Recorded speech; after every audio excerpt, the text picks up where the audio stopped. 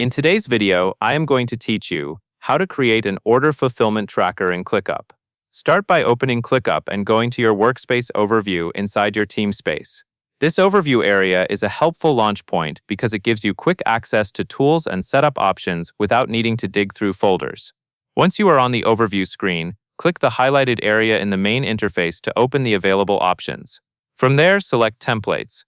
Templates are pre-built systems that save time and help you stay consistent, especially for operational workflows like fulfillment. In the Templates area, find and click Order Fulfillment. Take a moment to confirm you are choosing the right template, since Clickup has many that look similar. When you are ready, click Use Template.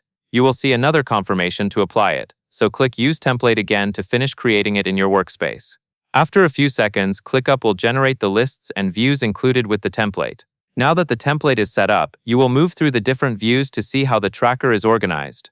First, click List. The List view is great for scanning orders in a spreadsheet-like layout, where you can sort, filter, and update details quickly. Next, click the highlighted view area again, and switch to Board. The Board view is more visual, and it makes it easy to move items through stages as work progresses.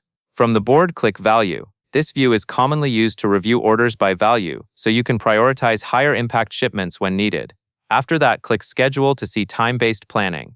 The Schedule view helps you understand what is due and when, which is important for keeping fulfillment on track and avoiding late shipments. Next, click Board again to return to a workflow-style view.